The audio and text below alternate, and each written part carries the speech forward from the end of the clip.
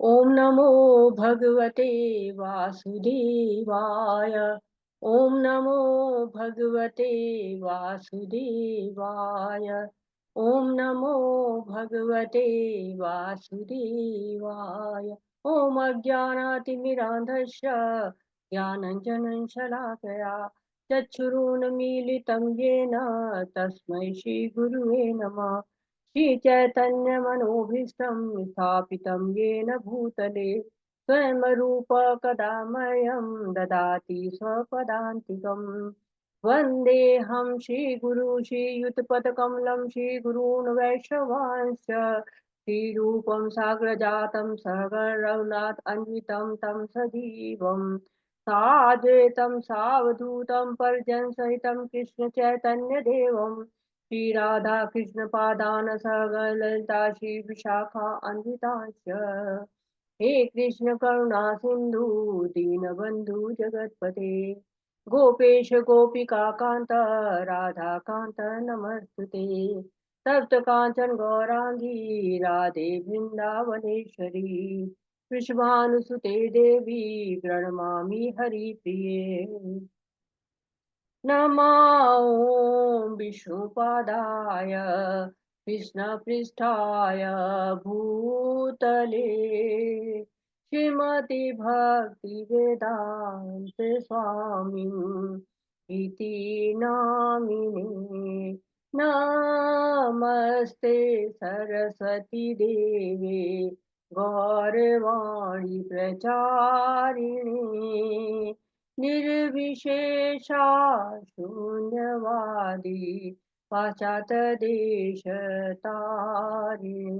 जय श्री कृष्ण चैतन्य प्रभु नित्यानंद श्री अद्वैत गदाधर शिवासादि गौर भक्तवृंद। हरे कृष्णा कृष्ण कृष्णा हरे हरे हरे राम राम राम हरे हरे। हरे कृष्णा कृष्ण कृष्णा हरे हरे हरे राम राम राम हरे हरे। हरे कृष्णा। शील प्रभुपाद जी के द्वारा शील प्रभुपाद जी की जय हो। हरे कृष्णा। तो आज हम चौथा अध्याय शुरू कर रहे हैं जिसका नाम है दिव्य ज्ञान। तो दिव्य ज्ञान जो है वो भगवान दे रहे हैं। हम संसार में आते हैं तो संसार में दो तरह के ज्ञान हम प्राप्त कर ले सकते हैं। एक तो दिव्य ज्ञान आध्यात्मिक ज्ञान होता है पूरी तरह से, और दूसरा होता है भौतिक ज्ञान। जो भौतिक ज्ञान होता है हम स्टार्ट करते हैं प्ले ग्रुप, केजी, नर्सरी, और जो है वो फर्स्ट सेकंड थर्ड, ऐसे करते करते हम फिर प्रोफेशनल डिग्री पे आ जाते हैं। लेकिन दिव्य ज्ञान क्या है? भगवान का ज्ञान है, और भगवान उस ज्ञान को हमें देना चाह रहे हैं। तो हमने पहले दूसरे अध्याय में पढ़ा, हमने तो वहां पे जाना कर्म योग के बारे में, ज्ञान योग के बारे में, भक्ति योग के बारे में दर्शन कराया भगवान ने। तो जो तीसरे अध्याय में अर्जुन प्रश्न पूछते हैं कि तदैकम वत, एक बोलिए, कोई एक रास्ता बताइए। संन्यास करूं, सन्यासी हो जाऊं, या भक्ति करूं, क्या करूं, कोई एक रास्ता बताइए। ऐसे ही हमने दूसरे अध्याय में जाना कि पतन के 8 स्तर हैं, कि इंद्रिय विषयों का चिंतन करिए तो फिर क्या आसक्ति हो जाती है, आसक्ति से काम होता है, काम से क्रोध होता है, क्रोध से सम्मोह होता है, सम्मोह से जो है वो स्मृति जो है चली जाती है, इसका हास हो जाता है, बुद्धि नष्ट हो जाती है और फिर पतन हो जाता है। तो तीसरे अध्याय में बता रहे कि जो काम है ना, जिसे काम से क्रोध आया था, क्रोध से सम्मोह और कई स्तर आए थे, तो ये काम रहता कहाँ पे है? निवास स्थान बताया कि इसको हटाओ, ये यहाँ रहता, इसको यहाँ से निकालो, नहीं तो ये पतन की तरफ ले जाएगा। तो तीसरे अध्याय में बताया कि मन, बुद्धि और इंद्रियां, ये 3 जगह पे जो है उसके निवास स्थान है। तो इंद्रिय विषय से इंद्रियां श्रेष्ठ होती हैं। इंद्रिय विषय क्या होते हैं? जैसे नाक का इंद्रिय विषय होता है सूंघना, ऐसे पांचों इंद्रियों के अलग अलग इंद्रिय विषय हैं। जीवा का होता है खाना। तो ऐसे जो इंद्रियां हैं, उनका स्वामी कौन है? मन है। मन जो है इंद्रियों को नियंत्रित करता है। और मन को कौन नियंत्रित करता है? बुद्धि नियंत्रित करती है। तो बुद्धि का नियंत्रण मन पे होता है।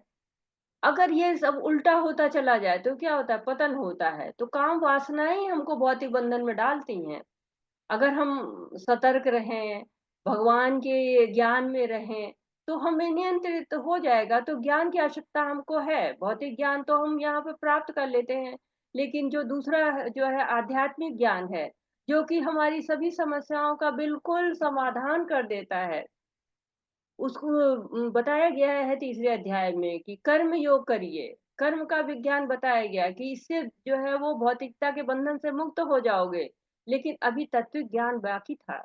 तत्व का ज्ञान भगवान के जो है जो बताते हैं इसमें कि भगवत गीता का इतिहास क्या है, भगवत गीता को कौन जान सकता है, भगवान का प्राकट्य कैसे होता है। और सबसे बड़ी बात है कि गुरु का गुरु परंपरा का यहाँ पर विशेष वर्णन है। गुरु परंपरा क्या होती है? हम किसी से सब सुन लेते हैं, कहीं भी मत्था टेक लेते हैं, सोचते ही नहीं है। देखिए हमें परंपरा की जरूरत है। क्यों जरूरत है? भगवान बता रहे हैं। तो भगवान का ज्ञान कहाँ से आता है? शिष्य उत्तराधिकार से आता है। भगवत गीता यथारूप अगर आपके पास है, तो उसमें आप देखेंगे कि उसमें शुरू में परंपरा का ज्ञान बताया गया है कि कृष्ण से जो है वो परंपरा का शुरुआत होती है। सबसे पहले गुरु कौन है? कृष्ण है। तो उसमें वहाँ पे 32 जो है मूल आचार्य बताए गए हैं। बहुत सारे आचार्य हैं और बहुत सारे शिष्य हैं, लेकिन उनका नाम नहीं दे सकते। उनका नाम दिया गया है जिनको आत्म साक्षात्कार हो गया था, जिन्होंने भगवान को जान लिया था। तो ऐसे लोग जो है वो परंपरा उनसे आती है। और उस परंपरा से जब हम सीखते हैं तो हम भगवान के बारे में वो जानते हैं जो भगवान हमको बताते हैं। अन्यथा हम अपने मनोभाव से पढ़ते हैं, लिखते हैं, जो मन में आता है सोचते हैं। कहते हैं ना हमको तो पढ़ना आता है, भगवत गीता उठाएँगे पढ़ लेंगे। लेकिन नहीं, इस तरह से हम वो नहीं समझ पाएँगे जो भगवान हमसे कहना चाहते हैं। जैसे कि किसी को अगर ऑपरेशन कराना होता है तो वो खुद ही नहीं काटने-पीटने लगता है कि लाओ चाकू तो मेरे पास भी है, पता ही है कि कैसे कटेगा, लाओ काट-पीट के निकाल देते हैं, नहीं। अच्छे डॉक्टर की तलाश करते हैं। कोई अच्छा डॉक्टर मिलेगा तो उससे हम ऑपरेशन कराएँगे, उसकी डिग्री देखते हैं।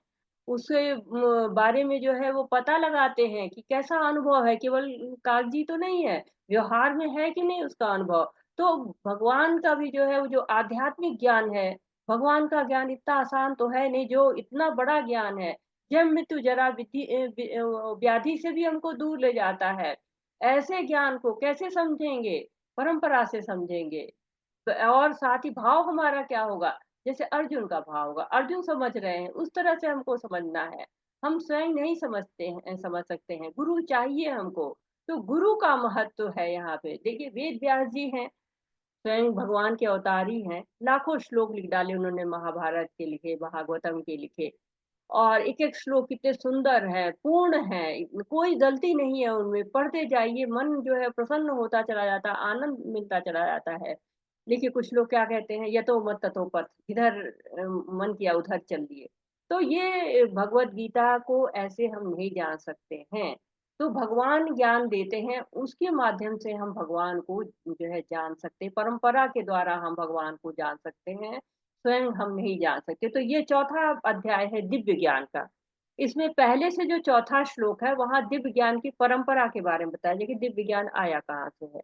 5वें से जो 10वां श्लोक है वो भगवान श्री कृष्ण के अवतरण को बताता है कि कैसे भगवान दिव्य रूप से जन्म अवतरित होते हैं, जन्म नहीं लेते, प्रकट होते हैं, अवतरित होते हैं। 11 से 15 श्लोक हमको बताते हैं कि कृष्ण क्या करते हैं, सभी मार्गों के सृष्टिकर्ता भी हैं और उच्चतम स्थिति भी है, पराकाष्ठा भी है। 16 से 24 श्लोक बताते हैं हमको कि ज्ञान के स्तर पे हम कैसे कर्म को समझ सकते हैं। और 25 से 33 श्लोक हमें बताते हैं कि यज्ञ के द्वारा ज्ञान की प्राप्ति हो सकती है। और 34 से 42 श्लोक 34 टू 42 क्या बताता है कि ज्ञान कैसे प्राप्ति की पद्धति क्या है, उसका परिणाम क्या है और उसकी महिमा क्या है। तो ये दिव्य ज्ञान को हम इस तरह से पढ़ेंगे और जानेंगे। हरे कृष्णा। पढ़ते हैं हम श्लोक को। कौन श्लोक पढ़ेगा? हैंड रेज़ कर सकते हैं आप लोग। एक से ज़्यादा लोग होंगे तो हम श्लोकों को बाँट देंगे। हरे अत्रे मोदक माता जी। हरे कृष्णा। पढ़िए माता जी। अगर कोई और पढ़ना चाहता है वो भी बीच में हाथ उठा देगा, हम कुछ लोग उसको भी दे देंगे। पढ़िए। हाँ, कविता ओम माता जी। तो ठीक श्री है, हरे कृष्णा माता जी। परमात्मने नमः। हाफ आप अथ ले लीजिए। चतुर्थोऽध्यायः। श्रीभगवानुवाच एवं विवस्वते योगं प्रोक्तवानहमप्ययं विवस्वान्मनवे प्राक मनुरिक्ष्वाकये भवेत्। भगवान श्री कृष्ण ने कहा, मैंने इस अमर योग विद्या का उपदेश सूर्यदेव विवस्वान को दिया और विवस्वान ने मनुष्य को पिता मनु को उपदेश दिया और मनु ने इसका उपदेश इक्ष्वाकु को दिया। हरे कृष्ण। हरे कृष्णा जो 3 श्लोक पढ़िए माता जी, तीनों कनेक्टेड है तो एक साथ ले। एवं परंपरा प्राप्तम् इमं राजऋषयो विदुः सकाले नेकमगता योगो नष्ट परंतप। इस प्रकार ये परम विज्ञान गुरु परंपरा द्वारा प्राप्त किया गया और राजर्षियों ने इसी विधि से इसे समझा, किंतु कालक्रम में ये परंपरा छिन्न हो गई और तो ये विज्ञान यथारूप लुप्त हो गया लगता है। ईक्षये भायं मया तेद्य योग प्रोक्त पुरातनः भक्तोऽसि मे सखा चेति रहस्यं ह्येतदुत्तमम्। आज मेरी द्वारा वही प्राचीन योग यानी परमेश्वर के साथ अपने संबंधों का विज्ञान तुमसे कहा जा रहा है, क्योंकि तुम मेरे भक्त तथा मित्रों हो, अतः तुम इस विज्ञान के दिव्य रहस्यों को समझ सकते हो। हरे कृष्ण। हरे कृष्णा। तो कृष्ण की वाणी से शुरू हो रहा है। भगवान बताना चाह रहे हैं हमको। क्या बता रहे हैं? भगवत गीता का इतिहास 5000 साल पुरानी है भगवत गीता। तो हमारे मन में प्रश्न आता है कि भगवत गीता सारे शास्त्रों का सार है, बहुत महत्वपूर्ण है। इतनी देर से क्यों आई? पृथ्वी का इतिहास तो बहुत पुराना है। वराह अवतार, सतयुग के बारे में हम सब जानते हैं, त्रेता युग तो पहले से होना चाहिए। तो भगवान हमारे संशय को दूर कर देते कि ऐसा नहीं है कि ये 5000 साल पहले से आई है, अनादिकाल से है। पहले ये ज्ञान सूर्य देव विवस्वान को दिया गया था। फिर विवस्वान ने मनुष्य को पिता मनु को दे दिया। तो मनु की आयु कम से कम 12 करोड़ साल पहले की है और मनु से पहले सूर्यदेव विवस्वान को सुनाई गई थी। फिर मनु ने जो है वो इक्ष्वाकु को ज्ञान दिया। तो ये ज्ञान लगभग 20 लाख साल पहले इक्ष्वाकु को दे दिया गया। इक्ष्वाकु जो है मनु के पुत्र थे, जो रघुकुल में थे। भगवान राम उनके जो है वो उस वंश के थे। तो इतनी पुरानी है भगवत गीता, लेकिन क्या है, समय बहुत बलवान है। काल शक्ति जो है वो सब कुछ नष्ट कर देती है। जो आज है कल नहीं रहेगा। तो भगवान का ज्ञान कैसे प्राप्त करें? परंपरा से। एवं परंपरा प्राप्ति। तो चूंकि काल से शक्ति से ज्ञान नष्ट नहीं होता, लुप्त हो गया कह सकते हैं। लुप्त हो जाता है क्योंकि ज्ञान तो नष्ट हो ही नहीं सकता है, ज्ञान तो हमेशा ही रहेगा। लुप्त हो गया था। राज ऋषियों को परंपरा से ज्ञान प्राप्त हुआ था। जो राज ऋषि थे वो भी राजा थे, लेकिन ऋषि की तरह व्यवहार करते थे। जैसे हमने कल राजा जनक के बारे में सुना था। परीक्षित महाराज है, अम्बरीश महाराज है, इक्ष्वाकु राजा है। तो ये लोग क्या थे? भक्त भी थे, राजा भी थे। तो ज्ञान राजाओं को दिया जाता था। किस लिए? क्योंकि कहते हैं ना, यथा राजा तथा प्रजा। जो राजा करेंगे वही प्रजा भी करना शुरू कर देगी। हम लोगों ने 3.21 में पढ़ा, यत यत आचरति श्रेष्ठ तत्तत् देवतरो जन। जैसे जैसे जो है वो बड़े लोग, महापुरुष लोग आचरण करते हैं, वैसे वैसे ही उनके पीछे के लोग उनको अनुसरण करते हैं। तो ये ज्ञान जो शाश्वत ज्ञान है, लुप्त भले हो गया, तो उसको फिर जो है वो परंपरा से फिर लाया गया। भगवान फिर दोबारा बोल रहे हैं ताकि ये फिर परंपरा से आगे को बढ़े। तो कह रहे हैं, पद्म पुराण में बताया गया है कि भगवान ने 4 जगह ज्ञान दिया है। ये परंपरा आती कहाँ से? ये परंपरा इन्हीं परंपराओं से आती है। पद्म पुराण के अनुसार बताया गया 4 प्रमाणी समुदाय हैं। इनके अलावा आप कहीं से भी ज्ञान लेते तो परंपरा से नहीं है। तो पहला क्या है? ब्रह्म ज्ञान। ये इस संप्रदाय से आया है, उसमें ब्रह्मा जी को ज्ञान दिया गया। तो ये कैसे पता चले? भागवतम में भी लिखा गया है, ब्रह्म संहिता में लिखा गया है कि भगवान ने ब्रह्मा के हृदय में ज्ञान को प्रकाशित किया, तेने ब्रह्म आदि कवे। तो इसके मुख्य आचार्य क्या है? माधवाचार्य। हम लोग इसी परंपरा से आते हैं। और दूसरा जो है श्री लक्ष्मी संप्रदाय, इसके रामानुजाचार्य मुख्य आचार्य हैं। और तीसरा संप्रदाय है रुद्र संप्रदाय, उसको जो है विष्णु स्वामी जी उसके मुख्य आचार्य हैं। और चौथा संप्रदाय है चतुर्कुमार संप्रदाय, जो कुमार जो ब्रह्मा जी के पुत्र, जो चार पुत्र हैं, उनके जो है संप्रदाय है, उसके जो मुख्य आचार्य जो है निम्बक आचार्य जी हैं। तो यहाँ पर भगवान बता रहे हैं योग का सही अर्थ, सही सही अर्थ कि आत्मा और परमात्मा का संबंध क्या है। ये जो है वो ज्ञान विज्ञान भगवान अर्जुन को बता रहे हैं। क्यों बता रहे हैं? भगवान बिल्कुल स्पष्ट कर रहे हैं, इसलिए बता रहे हैं क्योंकि मित्र भी हैं और साथ ही साथ भक्त भी हैं। तो भक्त है, मित्र हैं, शिष्य हैं, भगवान का भक्त बनेंगे तभी भगवान हमको उत्तमम रहस्य देंगे। उत्तमम रहस्य जो है वो थर्ड नंबर का माता जी श्लोक लाएगा, तीसरे नंबर का उत्तमम रहस्य जो है वो भगवान बताते हैं।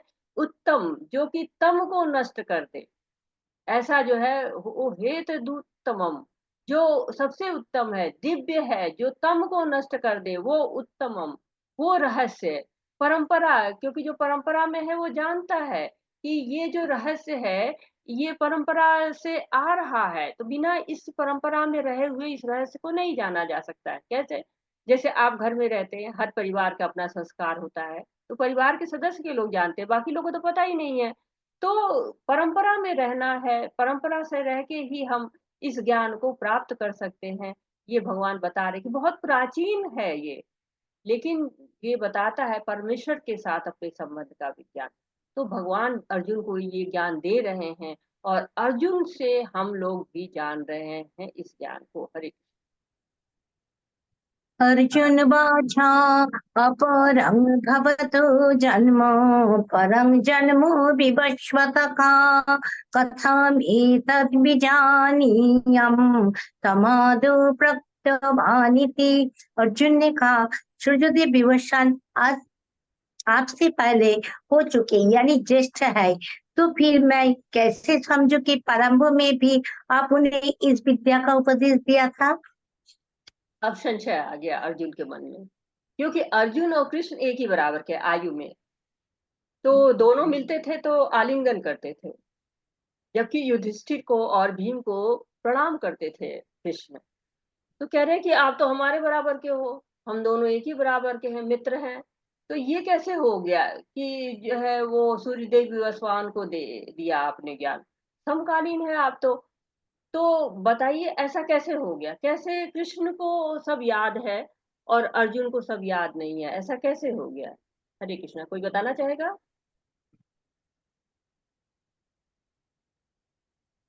कृष्ण को सब याद है, सब चीजें जितना भी हुआ है सब बता रहे हैं। हाँ, बताइए माता जी। हरि प्रिया माता जी, हरे कृष्ण। हरे कृष्ण माता जी। क्योंकि भगवान श्री कृष्ण का तो कभी जन्म नहीं होता बार बार, वो भगवान है, स्वयं परम पुरुष है। लेकिन अर्जुन जो है उनका जन्म हो चुका है, तो इसीलिए उनको कुछ याद नहीं। तो इसीलिए भगवान को समझ नहीं पा रहे कि भगवान तो मेरे ही समकालीन है, वो कैसे बता रहे हैं। माता जी, जो भगवान है उनके भी तो कई अवतार हो चुके हैं। राम जो है भगवान राम के रूप में आए, भगवान कृष्ण के रूप में आ रहे हैं, तो भगवान के भी तो कई जन्म हो चुके हैं माता जी। जी भगवान अजन्म अमर है। जन्म अमर भगवान तो माता जी अवतार लेते रहते हैं। हाँ, अवतार जो लेते थे। आप भगवान है बताइए, वो भगवान के जन्म नहीं हुए हैं, उनके अर्जुन के जन्म हुए हैं, तो भगवान के जो भी जन्म भगवान हुए हैं। है मतलब जन्म के लेकिन अवतार जो कह भगवान सकते हैं, अवतार। शाश्वत है, भगवान तो जो शाश्वत है। भगवान है हाँ, वो सच्चिदानंद है, वो दिव्य है, उनका नयन भी दिव्य है, उनको सब कुछ याद रहता है, अपने पिछले सब जन्म याद थे। कि साधना विस्मृति माता नहीं जी, हरे होती। कृष्ण। हाँ जी, उनको विस्मृति नहीं होती, वो कुछ भी भूलते नहीं है। साधना माता जी, हरे कृष्ण। नमस्कार माता जी। हरे कृष्ण। माता जी, श्री कृष्ण भगवान स्वयंभू नारायण भगवान के अवतार हैं और पूरी सृष्टि उन्हीं की बनाई हुई है, उन्हीं के ही चलाए हुए सब चल रहे हैं। तो उन्हें तो सब कुछ ज्ञान है, जो कुछ हम सोच भी नहीं सकते वो सब भी उनको ज्ञान है, तो इसलिए उन्हें सब याद है। और क्योंकि अर्जुन जो है वो नर के रूप में है, नर के रूप में है, जैसे हम आम मनुष्य होते हैं इस तरह से है, इसलिए उन्हें हर चीज की विस्मृति भी होनी स्वाभाविक है। लेकिन वे स्वयंभू नारायण है तो उनको तो कुछ भी भूल ही नहीं सकते हैं वो तो। नहीं, लेकिन हरे कृष्ण ने कृष्ण। भी तो पहली मानव बात रूप तो में माता जी, अवतार लिए। जी प्रभु जी बोलिए। माता जी, लेकिन यहाँ पे तो कृष्ण ने भी मानव रूप में अवतार लेके ही उनके उनकी समकालीन है ना। और अर्जुन को भी तो भगवान का अवतार ही मांगा है। उन्होंने भी नारायण के रूप में बद्री नारायण में पूरी याद नहीं है मुझे, लेकिन उनका ही अवतार वो माना गया है। Nar point Narayan. To be noted, point to be noted Prabhu ji, बहुत अच्छा प्रश्न आपने उठाया है। बिल्कुल सही है कि भगवान भी तो पुरुष के रूप में ही है, अवतार मतलब आए हुए हैं। तो ये भी एक पॉइंट है कि कैसे जो है वो साधारण मनुष्य है इस समय, तो उनको भी विस्मृति होनी चाहिए थी। पहले मैं साधना माता जी के लिए एक चीज थोड़ा उनका क्लियर कर लेती हूँ, फिर आती हूँ इस पॉइंट पे। तो साधना माता जी कहती हैं कि माता जी आपने कहा कि अवतार जो है वो कृष्ण है, कृष्ण जो है नारायण के अवतार नहीं है। अगर मैं गलत हूँ तो मुझे सुधारिएगा। मुझे ऐसा लगा कि आप कह रही हैं कि नारायण के अवतार कृष्ण है। क्या माता जी आपने यही कहा था? जी जी माता जी, कि भगवान विष्णु के अवतार हैं ना कृष्ण जी, इसलिए हाँ, उनको यही सब मैं कुछ याद आपको है। थोड़ा सा करेक्ट करना चाहती हूँ माता जी। माता जी कृष्ण के अवतार सब लोग हैं, जो है वो भगवान कृष्ण ही जो है उनके अवतार सब हैं। कृष्ण किसी के अवतार नहीं है, कृष्ण ही जो है वो मूल है, मूल रूप में कृष्ण है, उनके अवतार सब लोग हैं। और किसी दिन हम लोग गोलोक का चार्ट का जो है वो लेंगे, आपको क्लास लेंगे तो पूरा आपको समझाएंगे उसको पूरा कि कैसे अवतार की धारणा कैसे आती है, कौन कौन से अवतार है, किससे किसने अवतार लिया है, इसे करेंगे। आज अभी हम यहीं पर रहते हैं कि प्रभु जी ने कहा कि भगवान भी तो मनुष्य के अवतार में है, तो फिर कैसे ऐसा हो गया है, कोई बताना चाहेगा? हरे कृष्णा। हरे चलिए कृष्णा माता जी। जी माता जी बोलिए। माता जी, भगवान श्री कृष्ण बोलते हैं कि मैं जब जन्म लेता हूँ तो मैं भौतिक देह में नहीं आता, मैं सच्चिदानंद स्वरूप में ही मतलब प्रकट होता हूँ। तो मतलब मैं, जो मेरा शरीर है ना वही मेरा आध्यात्मिक लोक में भी वही शरीर है। मैं नॉर्मल तुम्हारे पंच तत्वों से बनकर नहीं आता हूँ। तो वो क्या कहते हैं कि मेरी जो माया है ना वो एक शरीर कंप्लीट होने के बाद वो सारी यादें हर लेती हैं मनुष्यों की जो पंच तत्वों से बनकर आए हैं। बट मैं तो उससे परे हूं, तो मुझे सब याद रहता है। तुम्हारे आगे भी और आगे होने वाला है वो भी मुझे याद रहता है, बट कोई मुझे नहीं जानता। बहुत सुंदर, माता जी ने हरे बहुत कृष्ण माता जी। जो है सही आंसर पकड़ लिया है कि हम जो जीव होता है वो बार बार शरीर बदलता रहता है, और शरीर बदलने से क्या होता है, विस्मृति हो जाती है, एक शरीर से दूसरे शरीर में जाते हैं विस्मृति हो जाती है। लेकिन भगवान अपने आध्यात्मिक धाम से ही आते हैं, अपने उसी दिव्य स्वरूप से आते हैं, इसलिए उनको सब कुछ याद रहता है और जीव को याद नहीं रहता है। हरे कृष्ण, आगे बढ़ते हैं। हरे कृष्ण माता जी। श्री भगवान वाचा बहुनी मे व्यतीत्यानि जन्मानि तव चार्जुना तन्या खंग वेद सर्वाणि न तं विद्या परन्तप। श्री भगवान ने कहा, तुम्हारे तथा मेरे अनेकानेक जन्म हो चुके हैं, मुझे तो उन सब का स्मरण है, किंतु हे परंतप तुम्हें उनका स्मरण नहीं रह सकता है। हरे कृष्णा। माता जी रिकॉर्डिंग शो कर रहा है, रिकॉर्डिंग हो रही है? जी माता जी। जी माता जी। जी, हरे। जी हो रही है। तो कहते हैं कि हम जो है वो हर जन्म में अलग अलग शरीर लेते हैं, भगवान का नित्य शरीर होता है वो बदलता नहीं है। और साथ ही साथ कह रहे हैं कि भगवान का अवतरण होता है, उनका दिव्य स्वभाव है हमारे। और भगवान कहते हैं अर्जुन से कि मेरे और तुम्हारे अनेक जन्म हो चुके हैं, लेकिन जो है भगवान का अवतार होता है। ब्रह्म संहिता में कहा गया, अद्वैतम अच्युतम अनादि अनंत रूपम पुराण पुरुषम नव यौवनाम च वैदेशी दुर्लभ दुर्लभम आत्मभक्तो गोविंदादि पुरुषम तमहम भजामी। तो भगवान अद्वैत है, अच्युत है, अनंत रूपों में विस्तार लेते हैं। भगवान को सब याद रहता है, जीव को नहीं रहता है। भगवान चाहे तो जो है जीव को भी याद रह जाता है। जैसे कि जड़ भरत है, वो हिरण के रूप में आए थे तो उनका पिछला जन्म याद था, लेकिन सबको नहीं रहता है। तो पिछले जन्म यदि याद रह जाए तो क्या होगा, हम जो है वो परेशान हो जाएंगे। हमें जो है पिछला जन्म भी याद रहेगा, ये जन्म तो एक परेशानी का कारण बनेगा। इसलिए जीव को भगवान विस्मृति दे देते हैं। भगवान कह रहे हैं परंतप। भगवान जो है वो अर्जुन को परंतप के नाम से बुला रहे हैं। परंतप यानी कि क्या होता है, परंतप का क्या कहेंगे, शत्रु को मारने वाला। जो शत्रु को मार देता है उसको परंतप कह रहे हैं भगवान। तो भगवान कह रहे हैं कि तुम्हारे ये जो संशय है इनको समाप्त करो, तुम इन संशयों में नहीं रहो। हरे कृष्णा।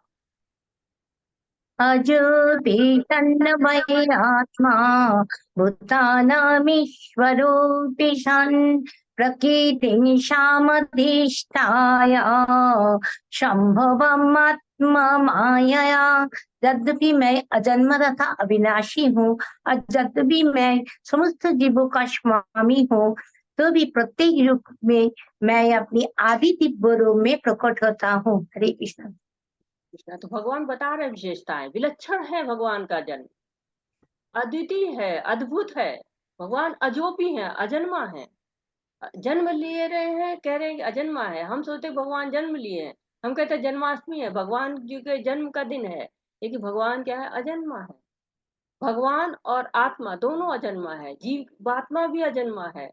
दूसरे अध्याय में कहा गया, जो नित्यम शास्त्रों ने पुराणों न हन्यते हन्यमाने शरीरे। तो भगवान ने आत्मा को भी बताया कि अजन्मा है, और भगवान भी अजन्मा है। भगवान जो है वो शरीर भौतिक नहीं है, दिव्य है। देवकी के गर्भ से आए, पहले वासुदेव के हृदय में आए, और फिर जो है वो देवकी के मन में आए, फिर देवकी के मन से उनके गर्भ में आ गए। तो 9वें अध्याय में भगवान कहते हैं कि अवजानन्ति माम मूढ़ा मानुषी तनुमाश्रितम परम भावम जानन्ते मम भूत महेश्वरम। मैं मनुष्य रूप में अवतार लेता हूँ तो मूर्ख नहीं समझ पाते हैं। मूर्ख क्या समझते हैं कि साधारण बालक जन्मा है, लेकिन मैं साधारण बालक नहीं हूँ, मैं अजन्मा हूँ, मैं दिव्य हूँ, मैं दिव्य रूप में प्रकट होता हूँ। हरे यदा यदा हि धर्मस्य ग्लानिर्भवति भारत अभ्युत्थानम् अधर्मस्य तदात्मानं सृजम्यहम्। हे भरतवंशी, जब भी और जहाँ भी धर्म का पतन होता है और अधर्म की प्रधानता होने लगती है, तब तब मैं अवतार लेता हूँ। हरे कृष्णा। हरे कृष्णा। तो ये श्लोक तो सबने सुना होगा, महाभारत जो है वो सबने सीरियल देखा होगा, एकदम से आंखों के सामने प्रकट हो जाता है, सबको याद होगा ये श्लोक। तो भगवान बता रहे हैं कि कब कब जन्म लेते हैं। पहला कारण क्या होता है कि जब धर्म का विनाश होता है, और दूसरा क्या है, अधर्म बढ़ने लगता है। तो जब अधर्म क्यों बढ़ता है, जब हम बहुत भौतिक जगत में जो है वो आसक्त हो जाते हैं, आकर्षण इतना ज्यादा हो जाता है, तब जो है वो अधर्म बढ़ता है। यही आकर्षण भगवान की तरफ लग जाता है तो क्या होता है, धर्म बढ़ता है। हम बाहर निकलते हैं, गाड़ी निकालते हैं, मंदिर भी जा सकते हैं, पार्टी में भी जा सकते हैं, तो भौतिकता में भी जा सकते हैं, भगवान की तरफ भी जा सकते हैं। तो कहते हैं ना कि धर्म रूपी जो बैल है उसके 4 पैर होते हैं, एक सत्य होता है, दूसरा शौच यानी पवित्रता होती है, क्षमा और दया। तो कलयुग में केवल एक पैर बचा है, 3 तो कट चुके हैं, और जो बचा पैर है वो क्या है, सत्य है। इसीलिए लिखा जाता है हर जगह सत्यमेव जयते, क्योंकि कलयुग में 4 ही जो है, 4 में से 3 कट चुके, एक ही बचा है, सत्यमेव जयते, सत्य की विजय होगी। तो प्रभुपाद जी ने इसीलिए 4 नियम बनाए कि जुआ नहीं खेलना है। क्यों, जुआ खेलने से सत्यानाश होता है, सत्य का नाश होता है, झूठ बोलते हैं जुआ खेलते हैं। तो नशा नहीं करना है, जो नशा करने लगता है शुद्धता समाप्त हो जाती है, शुद्ध हो जाता है।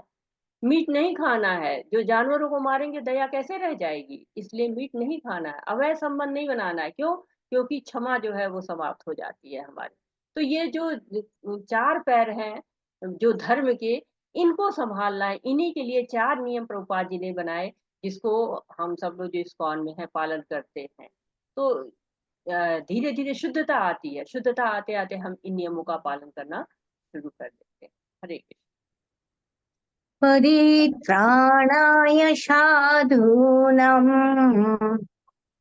विनाशाय च दुष्कृतं धर्म संस्थापनार्थाय संभवामि युगे युगे। भक्तों का उद्धार करने, दुष्टों का विनाश करने तथा धर्म को फिर से स्थापना करने के लिए मैं हर युग में प्रकट होता हूँ। हरे कृष्ण। संभवामि युगे युगे, हर युग में आते हैं भगवान। क्यों आते हैं, क्या उद्देश्य है? परित्राणाय साधु नाम, पहला काम करते हैं भक्तों का उद्धार करना। बहुत प्रिय है भगवान को भक्त। भक्त की अगर आप सेवा करें तो भगवान ज्यादा प्रसन्न होते हैं। उनको जो है प्रसन्नता अपनी सेवा से ज्यादा भक्त की सेवा से प्रसन्नता होती है। देखिए उनका मुख्य कार्य क्या था? गजेंद्र को उद्धार करने के लिए आए थे, भक्तों को प्रसन्न करने के लिए आते हैं, लीलाएं करते हैं। जैसे यशोदा मैया के लिए, नंद के लिए, गोप गोपियों के लिए कितनी लीलाएं की, सबको जो है प्रसन्न किया। दूसरा कार्य क्या है? दुष्टों का विनाश करने के लिए कंस का विनाश किया, रावण का विनाश किया, हिरण्यकश्यप का विनाश किया। तो दुष्टों का संहार करने के लिए आते हैं। तीसरा कार्य क्या है? धर्म की स्थापना के लिए। तो धर्म की स्थापना करते हैं भगवान, हर युग में आते हैं, हर युग का धर्म सिखाते हैं कि हमको हर युग के धर्म का पालन करना है। कलयुग में क्या है धर्म? कलयुग का युग धर्म क्या है? हरे कृष्णा। लेवल 1 में हरे पढ़ाया कृष्ण गया नाम था जपना। कलयुग का। सत्य। हरे कृष्णा नाम जपना। हाँ, नाम संकीर्तन का जो है वो हरे ही नाम, जो है वो हरे नाम केवल केवल भगवान का नाम, नाम संकीर्तन कहते हैं। नाम में ही जो है वो हम नाम अवतार के रूप में भगवान जो है कलयुग में रहते हैं। आपको नाम लेकर भगवान का संकीर्तन करके हरे कृष्णा कृष्ण कृष्णा हरे हरे, हरे राम राम राम हरे हरे। आगे बढ़ते हैं।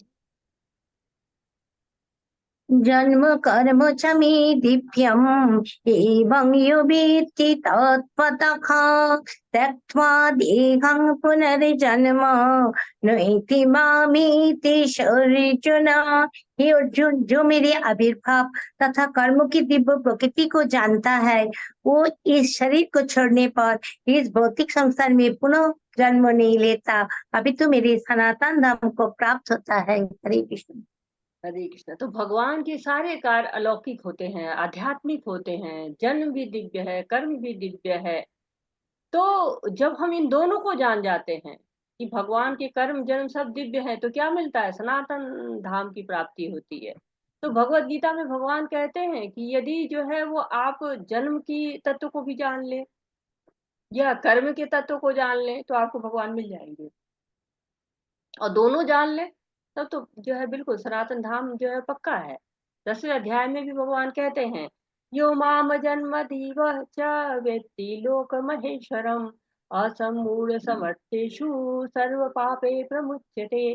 तो जो भगवान को जान लेता है कि वो जन्मा है, सारे लोक के स्वामी है, सर्वलोक महेश्वरम है, वो सारे पापों से मुक्त हो जाता है। सर्व पापे प्रमुच्यते, सबसे मुक्त होकर मोह रहित हो जाता है। तो कर्म को जानकर कैसे मुक्ति होगी, ये हम इस अध्याय में पढ़ेंगे कि भगवान जो है का गोलोक धाम जहाँ हमें जाना है, मुक्ति प्राप्त करनी है, मुक्ति के बाद हम जहाँ जाना चाहते हैं भगवान के धाम, उसके बारे में यहाँ बताया जाएगा भगवत गीता। हरे वितराग भय क्रोधा मन्मया मामुपश्रितः बहो ज्ञान तपसा हुता मद्भावम् आगतः। आसक्ति, भय तथा क्रोध से मुक्त होकर, मुझ पे पूर्णतया तन्मय होकर और मेरी शरण में आकर बहुत से व्यक्ति भूतकाल में मेरे ज्ञान से पवित्र हो चुका है। इस प्रकार से उन सबों ने मेरे प्रति दिव्य प्रेम को प्राप्त किया है। हरे कृष्ण। तो क्या है? वीत राग भया क्रोधा। राग यानी किसी से प्रेम हो जाना, प्रेम के भी ऊपर चले जाना, राग आसक्ति हो जाना, भय हो जाना, क्रोध हो जाना, इससे क्या है? मुक्त होना है, ये नहीं रखना है। और माम उपाश्रिता, मेरे आश्रित हो जाओ। तो भगवान कह रहे हैं कि ये चीजों से मुक्त हो जाओ, अलग हो जाओ, दिव्य स्थिति को प्राप्त करो। ये जो है, जो स्थिति है, ये स्थिति जो राग भय और क्रोध की स्थिति है, ये उचित स्थिति नहीं है, ये पतन की तरफ ले जाएगी। इससे मुक्त हो जाओ और मेरे आश्रित हो जाओ। अरे ये यथा मां प्रपद्यन्ते तंस्तथैव भजाम्यहम् मम वर्तमान वर्तन्ते मनुष्या पार्थ सर्वशाखा। जिस भाव से सारे लोग मेरे शरण ग्रहण करते हैं उसी के अनुरूप मैं उन्हें फल देता हूँ। हे पार्थ, प्रत्येक व्यक्ति सभी प्रकार से मेरे पद का अनुगमन करता है। हरे हरे कृष्ण। कृष्ण। तो क्या कह रहे हैं भगवान, जिस रूप में आओगे, चम्मच लेके आओगे तो चम्मच भर प्राप्त करोगे, कटोरी लेके आओगे तो कटोरी भर मिलेगा, पतीला लेके आओगे पतीला भर लिएगा। तो भगवान के साथ जैसा आदान प्रदान करोगे, जिस भाव से भगवान को याद करोगे, भगवान उसी भाव से जुड़ जाएंगे। मित्र बनना चाहो मित्र बन जाएंगे, दास बनना चाहो स्वामी बन जाएंगे, अगर जो है वो माता पिता बनने चाहो तो बच्चे बन जाएंगे। तो भगवान तो भाव देखते, प्रयास देखते हैं। कोई उनको पति के रूप में याद करता है, गोपियां उनको पति के रूप में, यशोदा माता नंद जी पुत्र के रूप में याद करते थे। जब भगवान जाते हैं जो है मथुरा की तरफ, कंस बुलाते हैं उनको और जा रहे हैं मथुरा, दरबार में उनके जाते हैं और दरबार सजा है, सब लोग जो है मथुरावासी बैठे हुए हैं, तो कुछ माताएं उसमें हैं, वो उनको बालक के रूप में देख रही हैं, कुछ युवतियां हैं प्रेमी के रूप में देख रही हैं, पति के रूप में देख रही हैं, कुछ पुरुष हैं पुत्र भाव में देख रहे हैं, कुछ मित्र के भाव में देख रहे हैं।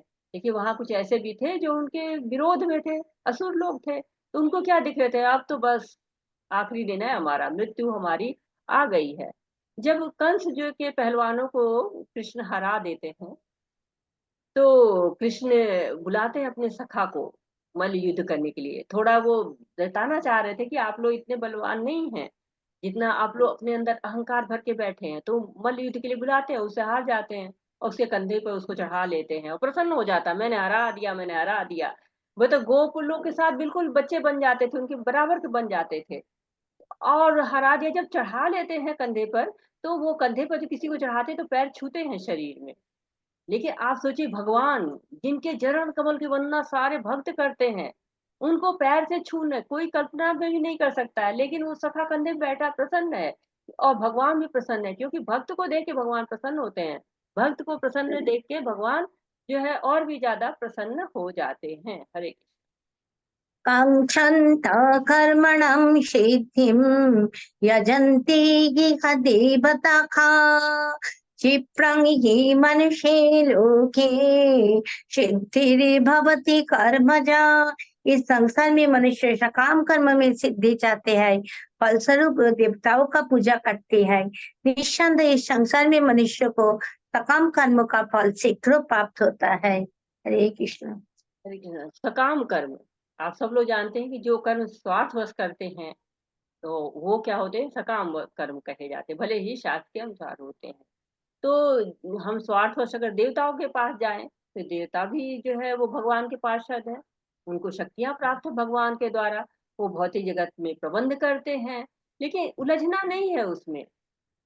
हमको जो है वो छोटे छोटे स्वार्थों के लिए अपने अपने भगवान ढूंढ लेते हैं हम। अच्छा ये भगवान से फायदा नहीं हुआ, यहाँ पर लाभ नहीं हुआ है, चलो वहां जो है जाएंगे तो संतान की प्राप्ति अवश्य होगी, तो दूसरी जगह चले जाते हैं। नहीं, हमको अपने अपने जो है वो भगवान नहीं ढूंढने। कई लोग तो देवता को छोड़ के वो अपने अधिकारी को भगवान मान लेते हैं, कई लोग नेताओं को ही भगवान मान लेते हैं, उन्हीं की पूजा करने लगते हैं। कई लोग सचिन तेंदुलकर के ही मंदिर बना लेते हैं, कोई योगी जी का ही मंदिर बना लेता है। तो सब अपने अपने भगवान ढूंढ लेते हैं। तो जीव जो है स्वरूप से दास है, क्यों ऐसा करता है, क्योंकि वो जीवेर स्वरूप है नित्य कृष्ण दास। तो दासता उसको करनी है, चाहे जिसकी सेवा करे, माया की दासता करे चाहे जो है भगवान की दासता करे। तो हमें दासता करनी किसकी है, ये हमें जो है वो जरूर सोचना है कि दासता हमें भगवान की करनी है। अगर हम भगवान की सेवा करेंगे तो हमें क्या फल मिलेगा, अभी आगे जो है, और देवताओं की सेवा करेंगे तो क्या होगा, इस सब के बारे में हम विस्तार से भगवत गीता में पढ़ेंगे। हरे कृष्ण। चतुर्वर्णं मया सृष्टं गुणकर्म विभागशाखा तस्य कर्तारमपि मां विद्या कर्तारम् अव्ययम्। प्रकृति के तीनों गुणों और उनसे संबंध कर्म के अनुसार मेरे द्वारा मानव समाज के 4 विभाग रचे गए। यद्यपि मैं इस व्यवस्था का स्रष्टा हूँ, किंतु तुम ये जान लो कि मैं इतने पर भी अव्यय करता हूँ। हरे कृष्ण। तो भगवान कह रहे हैं कि चातुर्वर्ण मया सिस्टम, मेरे द्वारा बनाया गया है ये 4 वर्ण, और किसी ने नहीं बनाया है। कोई यहाँ पे जो है वो किसी नेता ने, अभिनेता ने या किसी हायर अथॉरिटी नहीं बनाया, भगवान ने बनाया, सुप्रीम अथॉरिटी ने बनाया है। कैसे? गुण और कर्म के आधार पर। तो कर्मों में पवित्रता लाने के लिए ये वर्णाश्रम धर्म बनाया गया था, ताकि मनुष्य अपनी अपनी क्षमता के अनुसार भगवान की संतुष्टि के लिए कार्य करे। लेकिन भगवान इसमें बंधे हुए नहीं है, भगवान जो है इससे परे हैं, ये नियम उनको नहीं बांधता है। भक्त भी जो होते हैं, जो भगवान के भक्त होते हैं, वो भी इस विभाजन से परे होते हैं। इस विभाजन का उद्देश्य क्या था? अपनी अपनी क्षमता के अनुसार, गुणों के अनुसार कार्य करिए। जैसे ब्राह्मण था तो क्या करता था वो? शिक्षा देता था, पढ़ता था, पठन पाठन करता था। वैश्य गाय पालते थे, खेती का कार्य करते थे और शुद्ध सहायता करते थे सारे वर्णों की। सब लोग भगवान की संतुष्टि के लिए कार्य करते थे। अपने भौतिक जो है आवश्यकताओं की भी पूर्ति होती थी उससे, और आध्यात्मिक कार्य भी होता था। लेकिन भगवान इससे परे। भगवान ने तो देखिए, जब आए थे भगवान, तो भगवान क्षत्रिय के रूप में भी थे, असुरों का संहार कर रहे थे जिससे लोग खुश हों। भगवान ने जो है गौवे भी चराते थे, वैश्य का भी रूप लिया उन्होंने। भगवान ने भगवत गीता का ज्ञान दिया तो ब्राह्मण का रूप भी ले लिया। भगवान सारथी के रूप में भी है तो शूद्र का भी कार्य कर रहे हैं। तो भगवान ने तो सारे वर्णों से, भगवान ऊपर है, भगवान किसी एक वर्ण से जो है वो अधीन उसके नहीं है। भगवान जिस वर्ण में चाहे उस वर्ण में कार्य करें। हरे कृष्ण। न मं कर्माणि लिम्पन्ति, न मे कर्म फलस्पृहा, इति मं योऽभिजानाति कर्मभिर्न स बध्यते। मुझ पर किसी कर्म का प्रभाव नहीं पड़ता, न ही मैं कर्मफल की कामना करता हूँ। जो मेरे संबंध में इस सत्य को जानता है, वो भी कर्म के फल के पास में नहीं बनता। तो कर्म के विधान क्या है? भगवान के द्वारा बने हैं। भगवान सृष्टि की रचना करते हैं, लेकिन वो अकर्ता बने रहते हैं। हम कर्म करते हैं, हम कर्म बंधन में पड़ जाते हैं, क्योंकि हम मूर्खता करते हैं। हम अगर कार्य को अपने भगवान को समर्पित कर दे तो कर्तापन नहीं रह जाएगा। तो कर्म के विधान बनाए गए हैं भगवान से, जैसे ट्रैफिक के नियम हैं, पालन करना है, पालन करिए तो सुखी रहेंगे, नहीं करेंगे तो क्या होगा? दंड मिलेगा। वैसे ही कर्म फल मिलते हैं अगर भगवान को समर्पित करके न कार्य किया जाए। हरे कृष्ण। एवं ज्ञात्वा कृतं कर्म पूर्वैरपि मुमुक्षुभिः, कुरु कर्मैव तस्मात् त्वं पूर्वोत्तरं कृतं। प्राचीन काल में समस्त मुक्तात्माओं ने मेरी दिव्य प्रकृति को जान करके ही कर्म किया, अतः तुम्हें चाहिए कि उनके पदचिन्ह का अनुसरण करते हुए अपने कर्तव्य का पालन करो। हरे कृष्ण। तो मुमुक्षु भी, मुमुक्षु लोगों का उदाहरण है। मुमुक्ष यानी कि मुक्त पुरुष। भगवान ने पहले स्वयं का उदाहरण दिया, फिर अर्जुन को निष्काम कर्म करने के लिए कह रहे हैं कि मुमुक्ष लोगों की तरह से कर्म करो, जो मुक्त हैं उनकी तरह से मुझ में स्थित रह के कर्म करो। मेरा स्मरण करते हुए तुम युद्ध करो, और युद्ध किसके लिए करो? मेरे लिए करो। तो दो तरह के लोग होते हैं, एक तो भौतिक रूप से जो लोग प्रदूषित होते हैं, और दूसरे भौतिक जो है रूप से मुक्त होते हैं। तो यहाँ मुक्त लोगों की बात हो रही है, जो कृष्ण भावना भावित है। हरे किं हरिमेति कवयोपत्र मोहितखा, तत्ते कर्म पवक्ष्यामि रजकात्मा मोक्षशेष भात्। कर्म क्या है और अकर्म क्या है, इसे निश्चित करने में बुद्धिमान व्यक्ति भी मोहग्रस्त हो जाते हैं। अतः मैं तुमको बताऊंगा कि कर्म क्या है, जिसे जानकर तुम सारी अशुभों से मुक्त हो सकोगे। हरे कृष्ण। तो 16वें श्लोक से लेकर 24वें श्लोक तक भगवान जो है वो ज्ञान के स्तर पर कर्म को समझाते हैं, और हमें वही समझना है, क्योंकि कर्म का विज्ञान जो है वो बहुत ही मुश्किल होता है। और कर्म का विज्ञान समझने के लिए क्या है, भगवान पहले ही बता चुके हैं कि बुद्धि युक्तो जहाती है तुम्हें सुकृत दुष्कृते तस्मो गाय युजस्व योग कर्मच कौशलम। तो भक्ति योग करिए, भक्ति योग के द्वारा ही हम कर्म बंधन से मुक्त हो सकते हैं। हरे कर्मणो ह्यापि बोध्यव्यं बोध्यव्यं च विकर्मणः अकर्मणश्च बोध्यव्यं गहना कर्मणो गतिः। कर्म की बारीकियों की समझना अत्यंत कठिन है, अतः मनुष्य को चाहिए कि वो ये ठीक से जाने कि कर्म क्या है, विकर्म क्या है और अकर्म क्या है। हरे कृष्ण। हरे कृष्ण। तो यहाँ बता रहे हैं कि आपको जानना चाहिए कि कर्म क्या है, यानी कि जो शास्त्रों के अनुसार है लेकिन भौतिक लाभ के लिए। विकर्म क्या है, जो शास्त्रों के विपरीत है। और अकर्म क्या है, जो कि भगवान के लिए कृष्ण भावना भावित कर्म, वो कर्म जिससे कि कर्म बंधन नहीं लगता है, उसको अकर्म कहा जाता है। हरे कृष्ण। कर्मण्या कर्मया पश्येत् अकर्मणि च कर्मयः स बुद्धिमान् मनुष्येषु स युक्त कृष्ण कर्म के। जो मनुष्य कर्म में अकर्म तथा अकर्म में कर्म देखता है, वो सभी मनुष्य में बुद्धिमान है और सब प्रकार के कर्म में पवित्र रहकर भी दिव्य स्थिति में रहता है। तो ये विरोधाभास है कि भगवत गीता पढ़ रहे हैं तो लोग कह रहे हैं, बहुत से लोग कहते हैं भगवत गीता पढ़ रहे हो तो कुछ नहीं कर रहे हो, क्या कर रहे हो, पढ़ो जाके अपनी किताब पढ़ो। लेकिन भक्त को लगता है कि ये जो कर रहे हैं, ये लोग जो भौतिक काम कर रहे हैं वो अकर्म है। तो ये विरोधाभास है कि कर्म को जो है वो दृष्टि से देखना चाहिए। किस दृष्टि से? निर्लिप्त होकर कर्म करना है कि मैं कर रहा हूँ, उसके कर्तापन के भाव से नहीं कर्म करना। जैसे भोजन बना रहे हैं, अपने लिए बना रहे हैं तो कर्म है, और भगवान के लिए भोजन बना रहे हैं तो वो अकर्म हो जाता है। तो हमको इस तरह से कर्म करें कि हमारा कर्म ही अकर्म हो जाए। हरे कृष्ण। यस्य सर्वसमारम्भः कामसङ्कल्पवर्जितः ज्ञानाग्निदग्धकर्माणं तमाहु पंडितं बुधः। जिस व्यक्ति का प्रत्येक प्रयास यानी उद्यम इंद्रियों तृप्ति की कामना से रहित होता है, उसे पूर्ण ज्ञानी समझा जाता है। उसे ही साधु पुरुष ऐसा कर्ता कहते हैं जिसने पूर्ण ज्ञान की अग्नि से कर्म फलों को भस्मसात कर दिया है। हरे कृष्ण। हरे कृष्णा। तो अब जो 19वें श्लोक से शुरुआत हो रही है और 24 श्लोक तक दो प्रकार के वैराग्य का वर्णन यहाँ पर आइए कि कोई विषय वस्तु है, उसकी इच्छा हृदय में आ गई तो कामना हो गई। यदि उसी कामना पर चिंतन करता है कि ये मैं करूंगा, ये करूंगा, इसको पाने के लिए ये काम करूंगा, हमको जो है संकल्प बन जाता है वो काम संकल्प वर्जित हो। तो इस तरह के संकल्प जो है वो न करके क्या संकल्प करना है? उचित संकल्प करना है, कृष्ण के लिए संकल्प करना है। हमें जो है वो संकल्प को भगवान की तरह से मोड़ना है। भगवान के लिए हमारे सारे कर्म होने चाहिए। इंद्रिय तृप्ति के लिए अगर हम कोई कर्म करते हैं तो क्या होता है? मूर्खता होती है, मूर्ख व्यक्ति ऐसा करता है। हरे कृष्ण।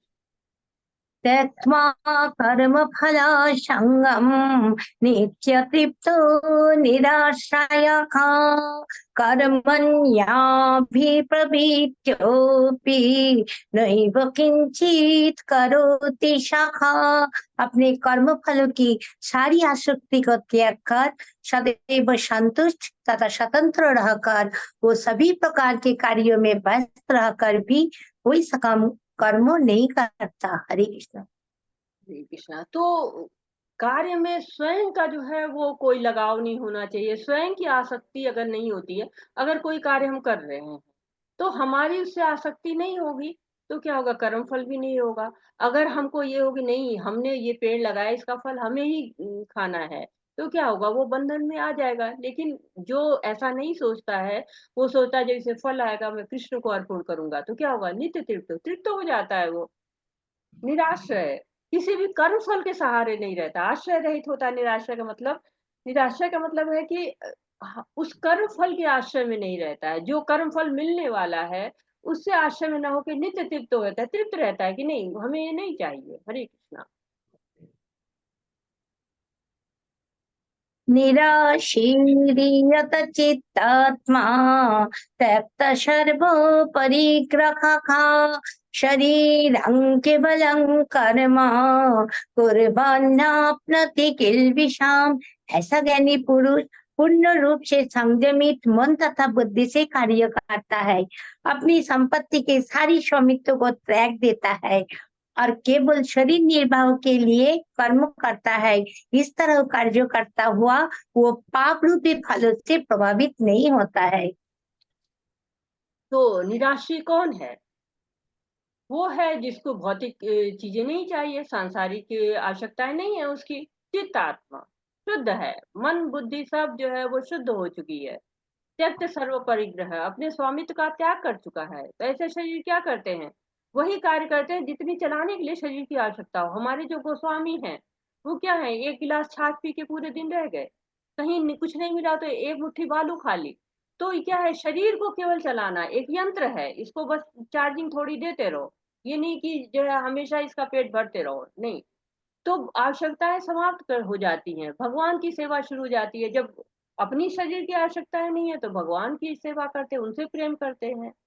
तो भगवान कहें कि आसक्ति रहित रहना। जो योगी होते हैं वो शरीर मन बुद्धि इंद्रिय सबसे शुद्ध हो जाते हैं, उनके जितने भी कर्म होते हैं सब शुद्ध होते हैं।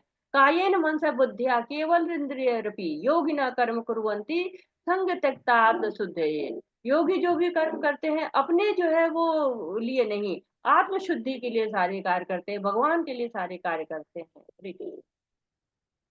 जदृच्छालभसन्तुष्टो दन्धातीतो विमत्सरः समसिद्धौ असिद्धौ च कित्वापि न निबध्यते। जो शत होने वाले लाभ से संतुष्ट रहता है, जो द्वंद्व से मुक्त है और ईर्षा नहीं करता, जो सफलता तथा असफलता दोनों में स्थिर रहता है, वो कर्म करता हुआ भी कभी बनता नहीं। हरे कृष्ण। हरे कृष्ण। तो पहले बताया गया कि वो क्या नहीं करता है, क्या सब त्याग देता है। अब बता रहे करता क्या है, भगवान बता रहे कैसा है, वो संतुष्ट है, उसको कोई भी परेशान नहीं करता है कि आज जो है ये वाली कार चाहिए, कल वो वाला गैजेट चाहिए, वो मोबाइल चाहिए, वो लैपटॉप चाहिए, अभी तो वो आ गया है, ये वाला मॉडल आ गया है, अभी तो वो वाला मॉडल आ गया है। ये चीजें नहीं उसको चाहिए, वो संतुष्ट है, द्वंद्व से मुक्त है। द्वंद्व यानी सुख दुख, दिन रात, कम ज्यादा, ये जो द्वंद्व होते हैं तो ये कब समाप्त हो जाते हैं? जब इच्छाएं नहीं होंगी समाप्त। पहले दिशा क्या थी, पहले कार्य किसके लिए करना था, खुद के लिए करना था, स्वयं की तरफ, उंगली अपनी तरफ जा रही थी। अब क्या, भगवान की तरफ हो गई, सारी इंद्रियां भगवान की सेवा में लग गई, पहले खुद की सेवा में लग जाते थे। जब द्वंद्व समाप्त हो गया तो इच्छा समाप्त हो गई, सफलता है असफलता है जो भी है सब हरी इच्छा, कोई बंधन नहीं, कम भाव। चाहे जैसे अगर जो है बंगला कार है, 5 स्टार 7 स्टार होटल है तो भी बहुत अच्छा, नहीं कुछ है तो जो है प्लेटफॉर्म ही सही रेलवे का, कहीं पर कहीं भी सो जाए, कहीं भी जो है पेड़ के नीचे कहीं भी जो है ठिकाना लग जाए। हरे गत संघर्ष मुक्तस्य ज्ञानावस्थित चेतसखा जज्ञायाचरत कर्म समग्रं प्रविलीयते। जो पुरुष प्रकृति के गुणों के प्रति अनासक्त है और जो दिव्य ज्ञान में पूर्णतया स्थित है, उसके सारे कर्म ब्रह्म में लीन हो जाते हैं। हरे कृष्ण। तो क्या होता है, पुरुष प्रकृति के गुणों के प्रति अनासक्त है। प्रकृति के गुण जो है वो हमको आकर्षण दिलाते हैं। प्रकृति में जो चीजें हैं, आप देखिए कि अगर कोई लोहा है तो लोहा अगर है कहीं पे तो उस लोहे में आपका कोई आकर्षण नहीं रहेगा। देखिए अगर उसी लोहे का कोई जो है वो स्टैचू बन जाता है, आकर्षण आ गया। तो आकर्षण कहाँ है, प्रकृति के गुणों में है, उसी से हम आसक्त हो जाते हैं। लेकिन अगर प्रकृति के गुणों में आसक्ति ना हो तो क्या होगा, बंधन समाप्त। क्योंकि सतोगुण रजोगुण तमोगुण यही तो बंधन है, बहुत मजबूत बंधन है। जैसे कोई चोटी होती है ना, 3 तरफ रहती है और तीनों को गूंथ गूंथ के चोटी बनती है, बहुत मजबूत होती है। 3 की जो रस्सी बनाई जाती है आप देखिए बहुत मजबूत होती है, जो 3 धागों से बनाई जाती है रस्सी बहुत मजबूत होती है। तो इनसे अगर गुणों के प्रति अनासक्त हो जाए तो क्या हो जाएगा, दिव्य ज्ञान में स्थित हो जाएंगे और सारे कार्य भगवान के लिए हो जाएंगे। हरे कृष्णा।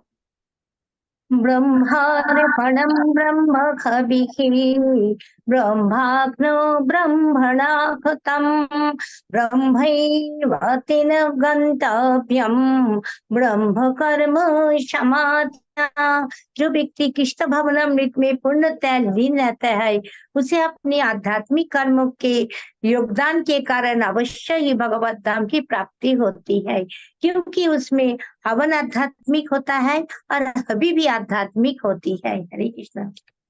तो क्या कि ब्रह्म को जो हवि किसको कहते हैं, जो हवन में डालते हैं वो हवि कहलाता है। तो और ब्रह्म क्या है, भगवान की पहली अवस्था है। तो जब हम कर्म स्वयं के लिए करते हैं, कर्म फल भोगना चाहते हैं, तो हमारी दृष्टि दूसरी होती है। लेकिन कर्म भी अगर हवन हो जाता है, कर्म भगवान के लिए हो जाता है, हवि अर्थात जो कर्म फल है उसको भी हम भगवान के लिए रखते हैं, तो क्या होता है, सब आध्यात्म हो जाता है। हवन जो है वो कर्म हो गया और जो उसमें डाल रहे हैं कर्म फल वो जो है वो भगवान के लिए, तो सब आध्यात्मिक है, सब भगवान का है। तो भगवत धाम ही जाना निश्चित है। तो हवन है, अग्नि है, यज्ञ करता है और अंतिम फल, ये सब जो है भगवान का यदि कर ले तो वो कृष्ण भावनामृत हो जाता है। हरे कृष्ण। दैवमेव परियुक्तं योगिना पर्युपासते ब्रह्माग्नौ परियुक्तं योग्यनैवोपजुह्वति। कुछ योगी विभिन्न प्रकार की योगों द्वारा देवताओं को की भाली भांति पूजा करते हैं और कुछ पर ब्रह्म रूपी अग्नि में आहुति डालते हैं। हरे कृष्ण। तो यज्ञ किसके लिए होता है, विष्णु के लिए होता है। परंतु जो है वो कहे, हमने तीसरे अध्याय में पढ़ा ना कि श्री विष्णु के लिए जो है वो यज्ञ हमें करना चाहिए, विष्णु के लिए यज्ञ किया जाता है। परंतु बहुत सारे यज्ञ होते हैं, तरह तरह से लोग जो है भगवान के लिए प्रसन्नता के लिए यज्ञ करना चाहते हैं। तो द्रव्य यज्ञ होता है जो सांसारिक वस्तुओं के लिए होता है, ज्ञान यज्ञ होता है, दिव्य ज्ञान के लिए वो किया जाता है। तो सारे जो है यज्ञ भगवान के लिए ही किए जाते हैं, भगवान विष्णु के लिए किए जाते हैं। हरे कृष्णा। श्रुत्यादीनिन्द्रियाण्यन्ये संयमग्निषु जुह्वति शब्दादीन् विषयान्यन्ये इंद्रियाग्निषु जुह्वति। इनमें से कुछ यानी विशुद्ध ब्रह्मचारी श्रवणादि क्रियाओं तथा इंद्रियों को मन के नियंत्रण रूपी अग्नि में सुहा कर देते हैं। तो दूसरे लोग यानी नियमित गृहस्थों इंद्रियों विषय को इंद्रियों की अग्नि में सुहा कर देते हैं। हरे कृष्ण। हरे कृष्ण। तो ब्रह्मचारी क्या करता है, श्रवण करता है, किसका, शास्त्रों का श्रवण करता है। और जो गृहस्थ है वो क्या करता है, इंद्रिय विषयों का त्याग करता है। तो दोनों प्रयास करते हैं, किस लिए, इंद्रियों पर नियंत्रण करने का। ये भी एक यज्ञ है कि मन पर नियंत्रण करना, जो है इंद्रिय भोगों पर नियंत्रण करना। तो जो गृहस्थ होता है वो क्या होता है कि उसका जो गृहस्थ धर्म है, गृहस्थ आश्रम जो कहते हैं, उसमें इंद्रियों को संयमित करना है, जहां आवश्यकता है वहीं पर लगाए, वो भी एक यज्ञ है। जैसे कि गृहस्थ का कार्य क्या है, उत्तम संतान उत्पन्न करना, तो उसको सही संस्कार देना, उसको भक्त बनाना, ये भी एक यज्ञ होता है। और ब्रह्मचारी भी क्या कहता है, श्रवण के माध्यम से यज्ञ करता है, शास्त्रों का श्रवण करता है और अपनी इंद्रियों के जो भोग होते हैं उनको जो है आगे नहीं बढ़ाता है, क्या करता है, अग्नि में स्वाहा कर देता है। जो भी स्वाहा हो जाता है, जल जाता है ना, तो इंद्रिय विषयों का त्याग कर देता है। इंद्रिय विषयों का त्याग कैसे करता है, इंद्रियों पर नियंत्रण करके करता है। हरे सर्वाणीन्द्रिय कर्माणि प्राण कर्माणि चापरे आत्म संयम योगाग्नो जुह्वति ज्ञान दीपिते। दूसरे जो मन तथा इंद्रियों को बस में करके आत्म साक्षात्कार करना चाहते हैं, संपूर्ण इंद्रियों तथा प्राणवायु को कार्यों को संयमित मन रूपी अग्नि में आहुति कर देते हैं। हरे कृष्ण। क्या है, ये बहुत कठिन कार्य करते हैं लोग, योगी लोग होते हैं। बताया गया है ना कि ये लोग आत्म संयम करते हैं, प्राण वायु को जो है कंट्रोल करते हैं, इंद्रियों को नियंत्रित करते हैं, सारी इंद्रियां, जैसे कि देखना है, सूंघना है, जीभ से स्वाद लेना है, ये सारे कार्य और प्राणायाम के द्वारा श्वास की क्रिया को संयमित कर देते हैं, ये भी एक यज्ञ है। इन सबको नियंत्रण करके क्या करते हैं, भगवान से और आत्मा से संबंध को जो देखते हैं, ये भी एक प्रकार का यज्ञ है। हरे कृष्ण। ब्रह्मयोग्यास्तपोयोग्या योगयोग्यास्तथा परे स्वाध्यायाज्ञानयोग्याश्च यतया संशित प्रताखा। कठोर व्रत अंगीकार करके कुछ लोग अपने संपत्ति का त्याग करके, कुछ कठिन तपस्या द्वारा, कुछ अष्टांग योग पद्धति के अभ्यास द्वारा अथवा दिव्य ज्ञान में उन्नति करने के लिए वेदों का अध्ययन द्वारा प्रबुद्ध बनते हैं। हरे कृष्ण। हरे कृष्ण। तो कुछ लोग क्या करते हैं, द्रव्य यज्ञ करते हैं, जैसे अस्पताल बनवाते हैं, अनाथालय बनवाते हैं, ओल्ड एज होम बनवाते हैं। कुछ लोग कठोर व्रत करते हैं, जैसे अष्टांग व्रत की बात की गई है। हिरण्यकश्यपु ने बहुत कठिन तप किया था अमरता के लिए। जड़ भरत सारा राजपाट त्याग देते हैं, तो पूरा जीवन लगा देते हैं ये लोग। तो कुछ लोग तरह तरह से लोग भगवान को प्राप्ति करने का प्रयास करते हैं, उनके पास पहुंचना चाहते हैं। ये उन विधियों का वर्णन किया गया, तरह तरह की विधियों का वर्णन किया गया, जिसके द्वारा भगवान को प्राप्त करने के लोग जतन करते हैं। हरे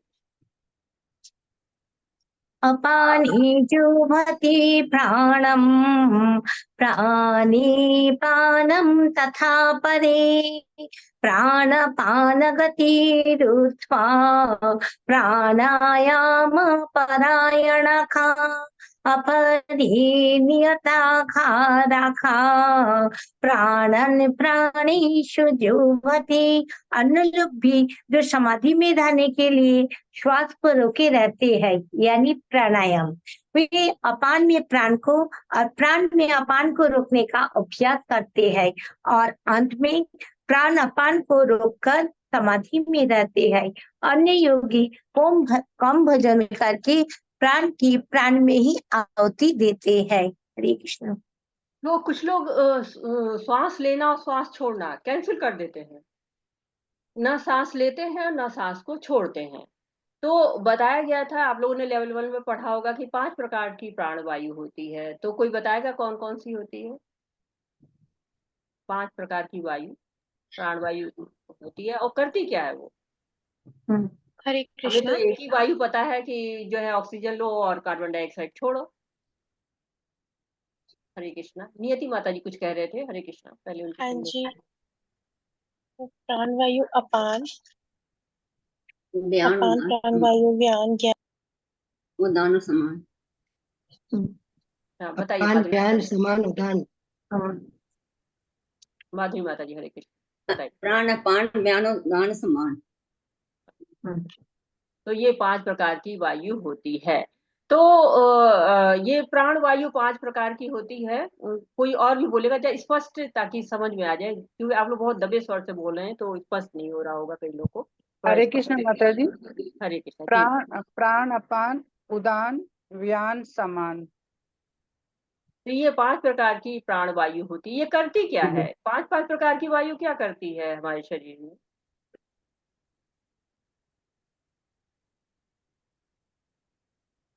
प्राण वायु को मूल वायु के रूप में परिवर्तित करती है, जिससे वायु उत्पन्न होती है। जी, हरे कृष्ण। और कोई? प्राण वायु जो जिससे ऊर्जा वो अंदर की ओर जाती है और हृदय चक्र से जुड़ता है माता जी से। हाँ माता जी, आप सही कह रहे हैं, लेकिन ये 5 प्रकार की वायु हमारे शरीर में क्या करती है? हमें तो एक वायु ही काफी है, प्राण वायु है, हमारी जो है ऊर्जा मिल गई हमको। कोई बताएगा कि 5 प्रकार की प्राण वायु क्या करती है?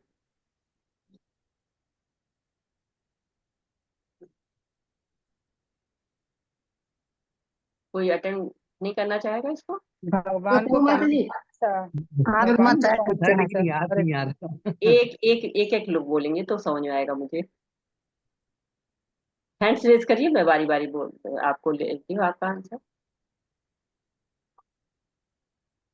हरे कृष्णा प्रभु जी। माता जी चेतना उत्पन्न करती है भगवान की भक्ति के लिए। हरे कृष्णा जी माता जी। तो 5 प्रकार की वायु होती है, प्राण, अपान, व्यान, समान तथा उदान। ये 5 प्रकार की वायु क्या होते हैं, ये आत्मा को घेरे रहती है। तो योगी जब आसन करते हैं तो इन 5 प्रकार की वायु को नियंत्रित करके शुद्ध करते हैं, तो उसको क्या होता है, उसका आध्यात्मिक प्रभाव होता है। तो ये जो योग होता है ये भौतिक लाभ के लिए नहीं होता है, ये आत्मा की मुक्ति के लिए होता है। तो कुछ लोग साँसों की गति को धीमी करते हैं। कहते हैं ना कि हमारी आयु जो है वो साँसों पर निर्भर है। साँस जो है हमको लिमिटेड मिली हुई है, गिन के मिली हुई है। तो लोग साँसों को धीमा कर देते हैं जिससे आयु बढ़ जाए, तो आयु बढ़ जाएगा। कोई-कोई तो इतना धीमे कर लेते हैं जो बहुत ज़्यादा योगी होते हैं कि पता ही नहीं चलता कि साँस ले रहे हैं कि नहीं ले रहे हैं। तो ये साँसों की गिनती को जो है वो कम करने के लिए, ताकि हमारा आयु बढ़ जाए, हमें ज़्यादा समय मिल जाए भगवान की भक्ति के लिए। हरे कृष्ण। सर्वेऽप्येते यज्ञविदो यज्ञक्षपित कल्मषाखा यज्ञशिष्टामृतो भुजः यान्ति ब्रह्म सनातनम।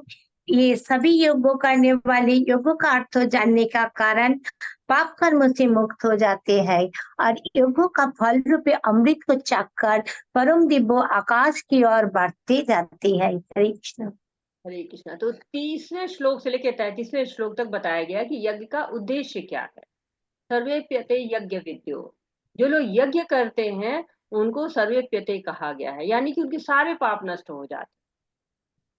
तो इंद्रियों का निग्रह करना, जो यज्ञ विद होते हैं वो जानते हैं कि इंद्रियों का निग्रह करना ही यज्ञ का उद्देश्य होता है। क्योंकि हमारी बहुत सारी कामनाएं होती हैं और उन कामनाओं के द्वारा जो है हम पाप को करने लगते हैं, कर्म बंधन लग जाता है, लेकिन उद्देश्य क्या है, भगवत धाम जाना। तो यज्ञ जो है जब हम करते हैं तो हमें भगवान के लिए यज्ञ करें, और यज्ञ का उद्देश्य क्या होता है, सच्चिदानंद भगवान को पाने के लिए अपने इंद्रियों को नियंत्रित करना। हरे नायं लोकस्य यज्ञस्य कुतन्य कुरुषोत्तमा। हे कुरुश्रेष्ठ, जब यज्ञों के बिना मनुष्य इस लोक में या इस जीवन में ही सुख पूर्वक नहीं रह सकता, तो फिर अगले जन्म में कैसे रह सकेगा। हरे कृष्ण। हरे कृष्णा। तो क्या कह रहे हैं कि अब जो है वो इस श्लोक से बता रहे हैं कि यज्ञ करने से क्या लाभ हुआ, इसके पहले बताया, और यज्ञ करने से अब नहीं करेंगे तो क्या हानि होगी हमको। तो क्या कि जब यज्ञ करे बिना हम इसी लाइफ में, इसी समय में हम सुख पूर्वक नहीं रह पा रहे हैं, तो हम आगे कैसे रह पाएंगे, इसका कैसे जो है वो पता चलेगा कि हम आगे भी बड़े सुख से रह पाएंगे। तो भगवान ने जो है वो हर चीज का हमारे लिए इंतजाम किया हुआ है, कोटा निर्धारित किया हुआ है। उस कोटे से अगर हम चलते हैं और उसके अनुसार हम कार्य करते हैं और भगवान के लिए यज्ञ करते हैं, तो सुख पूर्वक इस जन्म में भी रह सकते हैं और अगले जन्म में भी रह सकते हैं। एवं बहुविधा यज्ञा विधता ब्रह्मणो मुखे कर्म जन्विद्धि तान् सर्वान् एवं ज्ञात्वा विमोक्षसे। ये विभिन्न प्रकार के यज्ञ वेद सम्मत है और ये सभी विभिन्न प्रकार के कर्म से उत्पन्न है। इन्हें इस रूप में जानने पर तुम मुक्त हो जाओगे। हरे कृष्ण।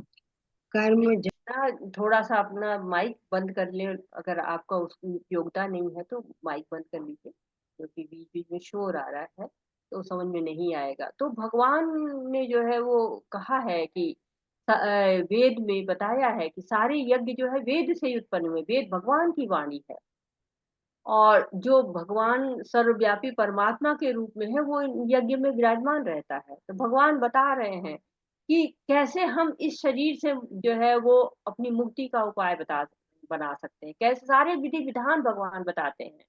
18वें श्लोक से भगवान कर्म तत्व को शुरू किए हैं और 21वें श्लोक तक उन्होंने बताया है कि कैसे हम यज्ञ करके कर्म बंधन से मुक्त हो सकते हैं। भगवान ने मुक्त करने की सारी विधियां दे रखी हैं। भागवतम में कहा गया कि सब कुछ विराजमान है जिसके द्वारा आप अपनी मुक्ति कर सकते हैं। मुक्ति की व्यवस्था पूरी है, बस आपको क्या करना है, प्रयास करना है। प्रयास करके क्या करेंगे, हम मुक्त हो जाएंगे। हरे श्रेयन्नृप्यमयाति यज्ञात् ज्ञानयज्ञो परन्तप सर्वं कर्मखिलं पार्थ ज्ञानिपुरी समाप्यते। हे परंतप द्रव्य यज्ञ से ज्ञान यज्ञ श्रेष्ठ है। हे पार्थ, अनंत तत्व सारी कर्म यज्ञ का अवसान दिव्य ज्ञान में होता है। हरे कृष्ण। तो परंतप शत्रुओं को दंडित करने वाले अर्जुन, आप शत्रुओं को दंडित करते हैं। तो 25वें श्लोक से हम जान रहे हैं कि यज्ञ के द्वारा हमको ज्ञान की प्राप्ति कैसे होती है। तो इस श्लोक में निष्कर्ष आ गया कि जो है, जो हमें जिज्ञासा होती है कि कौन सा यज्ञ श्रेष्ठ है, तो बता दिया कि द्रव्यमय यज्ञ से ज्ञानमय यज्ञ। क्योंकि ज्ञान के बिना जो यज्ञ होता है, चाहे हम द्रव्य यज्ञ करें चाहे कोई और यज्ञ करें, जब तक ज्ञान नहीं है तब तक वो भौतिक स्तर पे हो जाएगा, आध्यात्मिक लाभ नहीं मिलेगा। कई लोग कहते हैं ना, मैं तो बड़ा पूजा पाठ करता हूँ, मेरे साथ तो अच्छा हो ही नहीं रहा है। क्यों नहीं अच्छा हो रहा है? क्योंकि कार्य भगवान से नहीं जुड़ा है, अपनी तरफ भौतिकता से जुड़ा है, अपने जो है अपने देहात्म बुद्धि से जुड़ा हुआ है। भगवान से जोड़ देंगे सब अच्छा अच्छा होगा। क्योंकि जो हमारा अंतःकरण होता है उसमें 3 दोष होते हैं। क्या होता है, हमारे कुछ संचित पाप हैं, पहले से चले आ रहे हैं, जो हमने पहले की जो है योनियों में किए हुए हैं। दूसरा, हमारा चित्त बहुत चंचल है, हमारे चित्त जो है हमेशा यहाँ से वहां भटकता रहता है। और तीसरा, हमारा अज्ञान है। तो जो हम अपने कर्म को भगवान से जोड़ देते हैं तो हमारे संचित पाप जो है वो समाप्त होने लगते हैं। चित्त की जो चंचलता होती है उसका दोष समाप्त होने लगता है, मिटने लगता है। चंचलता जो है वो स्थिरता में आ जाती है, दृढ़ता में आ जाती है। और जब हम प्रमाणी गुरु के पास चले जाते हैं तो हमारा तीसरा दोष भी, अज्ञान भी समाप्त हो जाता है। हरे तत्पीति प्रणिपातेन परिप्रश्नेन सेवया उपदेक्षन्ति ते ज्ञानम् ज्ञानिनस्त्वत्वदर्शिनः। तुम गुरु के पास जाकर सत्य को जानने का प्रयास करो, उनसे विनीत होकर जिज्ञासा करो और उनकी सेवा करो। सर्वसिद्ध व्यक्ति तुम्हें ज्ञान प्रदान कर सकते हैं क्योंकि उन्होंने सत्य का दर्शन किया है। हरे कृष्ण। हरे कृष्णा। तो परंपरा का श्लोक है, गुरु परंपरा। क्या करना है हमको? तद्विधि प्रणिपातेन परिप्रश्नेन सेवया। गुरु के पास जाओ और परि मतलब क्या होता है? सम्मान से। परिप्रश्नेन सेवया, तो जो है वो सम्मान पूर्वक जाके उनसे विनीत होकर जिज्ञासा करो। उपदिच्छन्ति ते ज्ञानम ज्ञातिम तत्व दर्शन। तो उनको दर्शन है, सत्य पता है उनको, वो आपको बता सकते हैं, परम सत्य के बारे में बता सकते हैं। बहुत सुंदर श्लोक है, गुरु की महत्ता बता रहा है, परंपरा बता रहा है। भगवान का ज्ञान क्या है? दिव्य है, अपौरुषेय है, किसी पुरुष के द्वारा नहीं दिया गया है। भगवान ने ब्रह्मा को दिया, उसी परंपरा से आके आ रहा है अभी तक। तो तत्व ज्ञान देने वाला वही है, वही योग्य होता है जो कृष्ण ने जो प्रवाहित किया है ज्ञान, उसकी परंपरा से जुड़ा हुआ है। अब आप जानते होंगे कि ज्ञान प्राप्त 2 तरीके से किया जा सकता है, 2 विधियां हैं।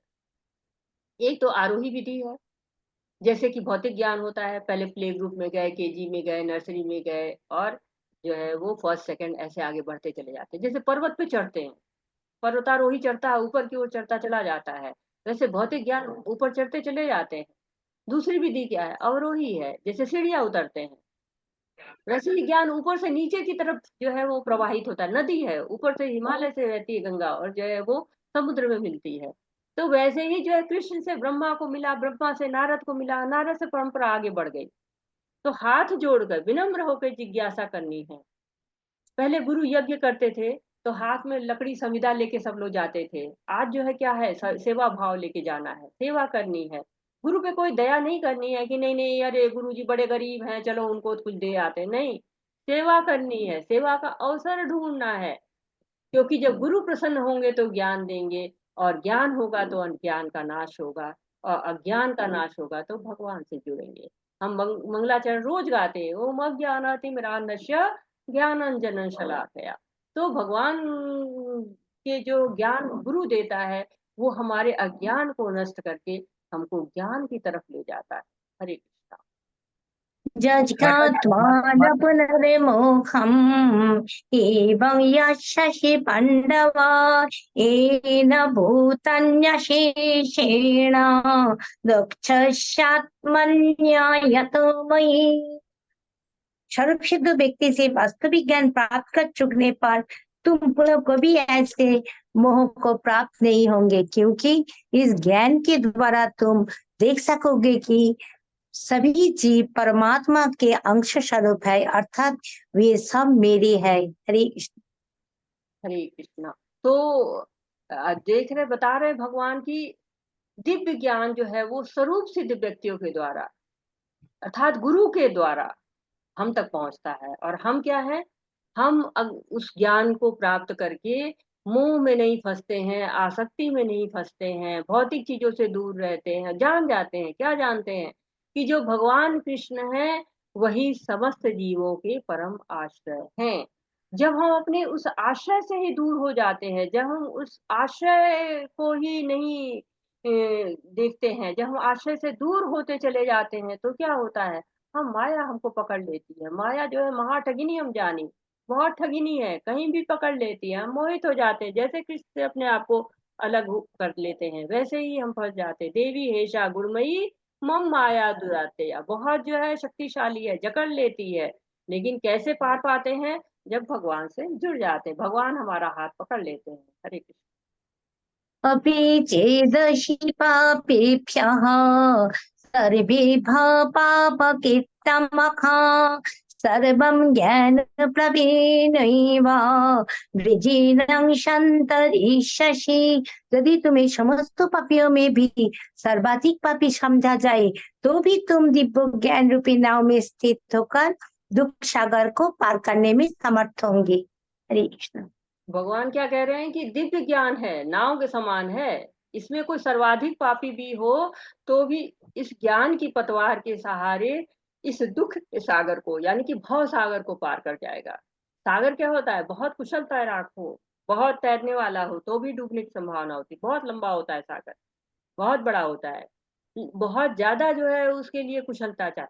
तो कभी कभी कुशल तैराक भी भंवर में फंस जाते हैं, जान बचाना मुश्किल हो जाता है। लेकिन दिव्य ज्ञान क्या है, हमको मुक्ति दिलाता है, हमको अपनी स्वयं की स्थिति को बताता है। और इस भौतिक जगत में जो है वो जो भव सागर है, भौतिक जगत भव सागर के समान है, उससे पार लगाता है।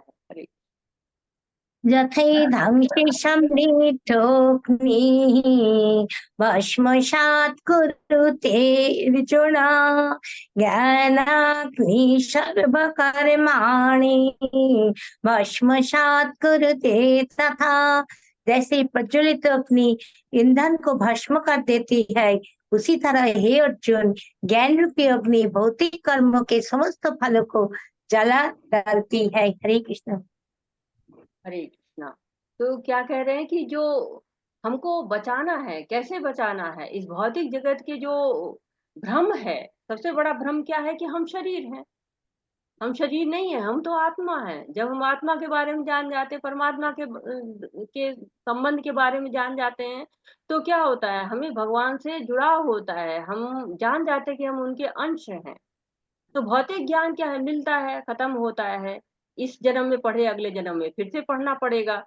लेकिन जो दिव्य ज्ञान होता है वो भक्ति की तरफ ले जाता है, और भक्ति की तरफ ले जाके क्या करते हैं, भौतिक कर्म के समस्त फलों को समाप्त कर देते हैं। तो ये अग्नि जो है बहुत ही ज्यादा प्रज्वलित है, जल रही है, उसमें भौतिक कर्म के समस्त फलों को डाल दो, तब जो है वो समाप्त हो जाए, तब जो है वो दिव्य ज्ञान जो है वो हमारे साथ रह जाएगा। हरे न हि ज्ञानेन सदृशं पवित्रम् इह विद्यते तत्स्वयं योगसंसिद्धः कालेन आत्मनि विन्दति। इस संसार में दिव्य ज्ञान के समान कुछ भी उदात्त तथा शुद्ध नहीं है।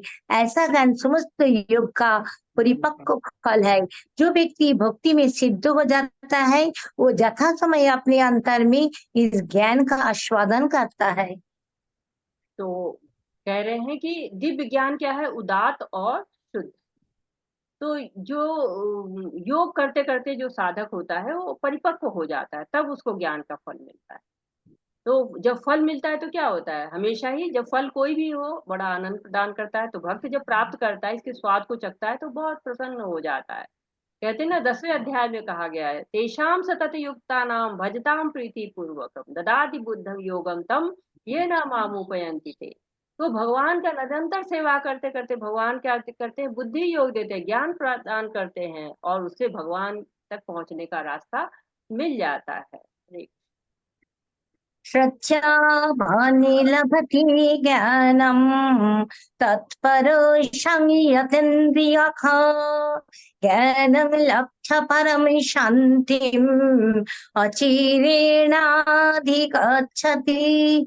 जो श्रद्धालु दिव्य ज्ञान में समर्पित है और जिसने इंद्रियों को वश में कर लिया है, वो इस ज्ञान को प्राप्त करने का अधिकारी है और इसे प्राप्त करते ही वो तुरंत आध्यात्मिक शांति को प्राप्त होता है। हरे कृष्ण। तो अभी तक हम परिणाम जान रहे थे ज्ञान का, अब जो है वो हम 39 से लेके 42 तक जानेंगे कि कैसे ये ज्ञान प्राप्त करने में श्रद्धा कितनी जरूरी है। श्रद्धा का जो है वो प्रथम चरण है ज्ञान का। जैसे ज्ञान प्राप्ति करने के लिए योग्यता है कि श्रद्धा होना चाहिए। श्रद्धा शब्द विश्वासे कहे सुदृढ़ निश्चय कृष्ण भक्ति करे सर्वकम्पित होए। तो ऐसा व्यक्ति ज्ञान पाने का अधिकारी है। कहते हैं श्रद्धावान लभते ज्ञानम, श्रद्धा से ही ज्ञान प्राप्त होता है। जैसे एक्सीलेटर पर पैर रखो तो गाड़ी तेज चलती है, संशय आता है ब्रेक लग गया, वैसे श्रद्धा भी जो है वो हमारी समय के साथ विकसित होती है, मुकुलित होती है, पुष्पित होती है। पहले कली की तरह रहती है, भक्तों के संग प्रसाद खा खा के जो है वो जागृत हो जाती है, फिर पुष्पित हो जाती, विकसित हो जाती, दृढ़ निश्चय हो जाता है भगवान। अज्ञाश्चाशब्दधानश्च संशयात्मा विनश्यति नायं लोकोऽस्ति न परः न सुखं संशयात्मनः। किंतु जो अज्ञानी तथा श्रद्धाविहीन व्यक्ति शास्त्रों में संदेह करते हैं, वे कृष्ण भवनामृत नहीं प्राप्त करते, अपितु नीचे गिर जाते हैं। संसात्मा के लिए न तो इस लोक में न ही परलोक में कोई सुख है। हरे कृष्ण। हरे कृष्णा। तो भगवान ने अध्याय का आरंभ किया था ज्ञान योग से, फिर बताया कि ज्ञान कैसे प्राप्त करेंगे, प्रमाणिक गुरु से, फिर बताया ज्ञान की महिमा, फिर बताया ज्ञान कौन प्राप्त कर सकता है। अब यहाँ पर निष्कर्ष बता रहे हैं कि प्रामाणिक गुरु की सेवा करिए, उनका अनुसरण करिए, ज्ञान प्राप्त करिए, इंद्रियों को संयमित करिए, इंद्रियों को भगवान की सेवा में लगाइए और कर्म फल पर आसक्ति मत रखिए। तो क्या होगा, सारे संशय समाप्त, न कर्म बंधन भी नहीं लगेगा, और क्या होगा, आत्म साक्षात्कार हो जाएगा, जो हमारा उद्देश्य है वो पूरा हो जाएगा। हरे कृष्ण।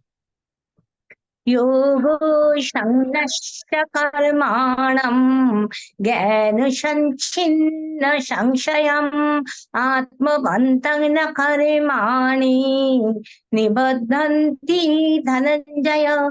जो व्यक्ति अपने कर्म फलों का परित्याग करते हुए भक्ति करता है और जिसके संशय दिव्य ज्ञान द्वारा विनष्ट हो चुके होते हैं, वही वास्तव में आत्मपरायण है। हे धनंजय, वो कर्मों के बंधन से नहीं बंधता। तो अर्जुन के हृदय में संशय था कि युद्ध रूपी घोर कर्म से मेरा कल्याण कैसे होगा, और कर्म योग करके या ज्ञान योग करके। तो इस श्लोक में भगवान जो है संशय को दूर करने की प्रेरणा दे रहे हैं कि संशय के रहते ही तो कर्तव्यों का पालन हो ही नहीं सकता है। तो भगवान पहले कर्म योग बताए, फिर दिव्य ज्ञान, और कर्म करने के साथ साथ कर्म के तत्व को भी जानना चाहिए। ये पूरा जो है इस अध्याय में बताया गया।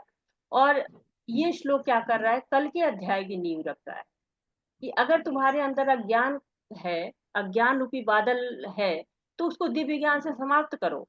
दिव्य ज्ञान क्या है, कि भगवान अजन्मा है, शाश्वत है, सनातन है, और भक्ति है क्या, सभी समस्याओं का निदान है। तो बिल्कुल स्पष्ट निर्देश दे रहे हैं कि अज्ञान से मुक्ति भगवान के लिए कर्म करने से मिलती है। तो नियत कर्म करो। नियत कर्म क्या है, युद्ध करो, भगवान की जो है वो कार्य करते हुए युद्ध करो। हरे कृष्ण।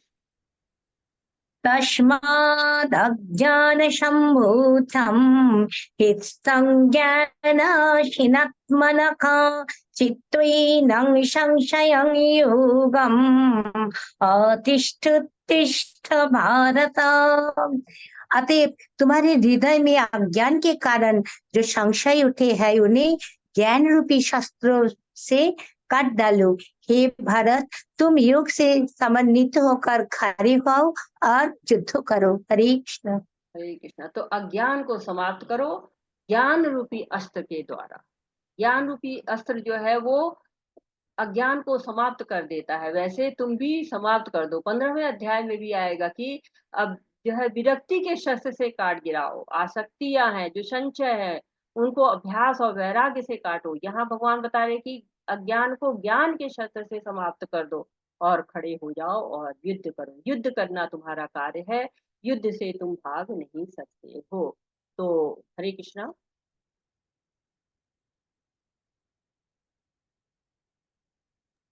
हरे कृष्ण माता जी।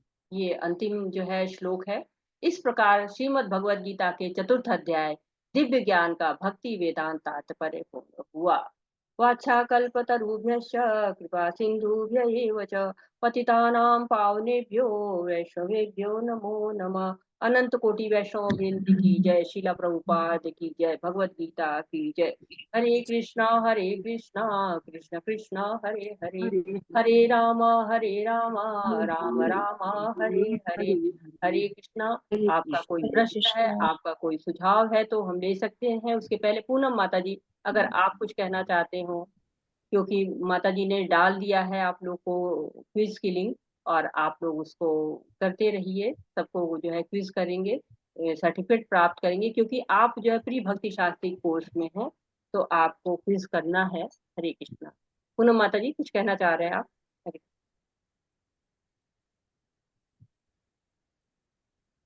तो अभी पूनम माता जी नहीं कुछ बोलना चाहे तो आपका अगर कोई प्रश्न है, कोई सुझाव है तो हम ले सकते हैं।